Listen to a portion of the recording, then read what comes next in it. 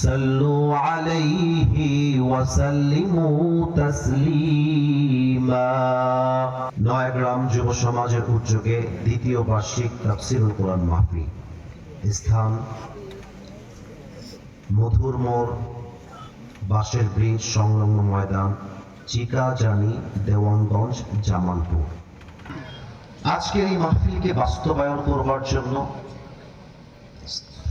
যারা অর্থ দিয়ে, শ্রম দিয়ে, মেধা দিয়ে সহযোগিতার হাত বাড়িয়ে দিয়েছে, আল্লাহ তাআলা সবাইকে যেন আজকের এই মাহফিলটা ওয়াসিলা করে আজ আমরা সবাই যেমন এই কোরআনের বাগানে, জান্নাতের বাগানে একসাথে হতে পেরেছি, আল্লাহ আজকের মতো যেন আমাদের সবাইকে জান্নাতুল ফেরদাউসেও একসাথে মেহমান হিসেবে কবুল করে নেয়। পড়েন সবাই আমিন। জামালপুরবাসী, দেওয়ানগঞ্জবাসী কেমন আছেন আপনারা সবাই?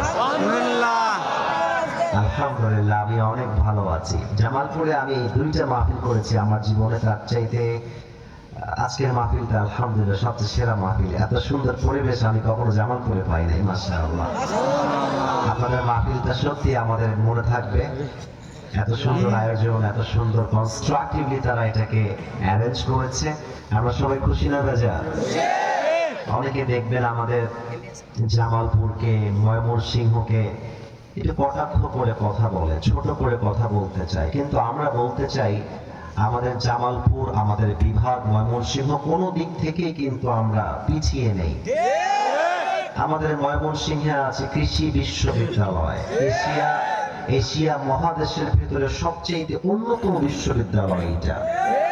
আমাদের দেওয়ানগঞ্জের দিকে তাকান না, আমাদের রয়েছে পাহাড়ের পাদদেশ। পাহাড়টার নাম কি? গারো পাহাড়ের পাদদেশ। আপনারা অনেকে জানেন, অনেকে জানেন না। আজকে প্রথমবারের জন্য পুরো 25 সালে একটা মাহফিল জামালপুরে, এটাই আপনাদের মাহফিল। আর কোথাও আমার মাহফিল নেই 25 সালে, এটাই প্রথম, এটাই শেষ। আমি অথম বেশি কথা আজকে বলতে চাই না, কয়েকটা কথা বলেই আজকে আমার দিকে যাবো। তবে কথাগুলো কান দিয়ে পাস করে গেলে হবে না, কলিজায় গিয়ে আঘাত করতে হবে। আমি যে কষ্ট সহ্য করতে পারবো, আল্লাহ আমাকে সেই কষ্ট দিয়েছেন। আমার বুকের পাটা আছে বিধায় আল্লাহ আমাকে দিয়েছেন। আমি যদি সহ্য করতে না পারতাম, আল্লাহ আমাকে দিতেন না।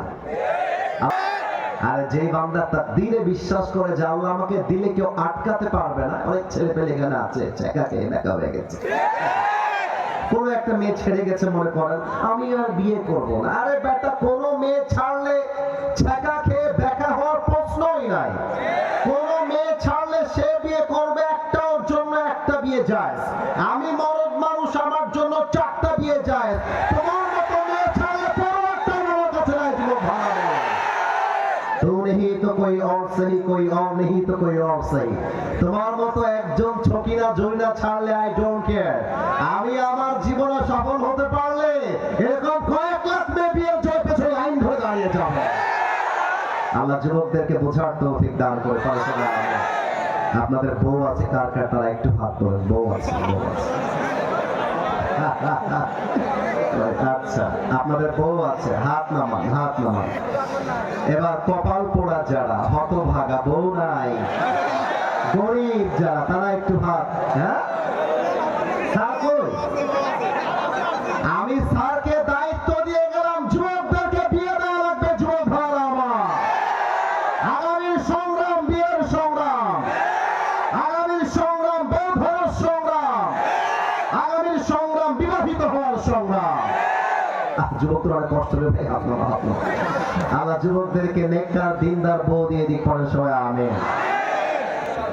যে আমিন কয় না, ওই সারা বউ পাবে না। মজা করলাম, সবাই মিলে বলেন আমিন।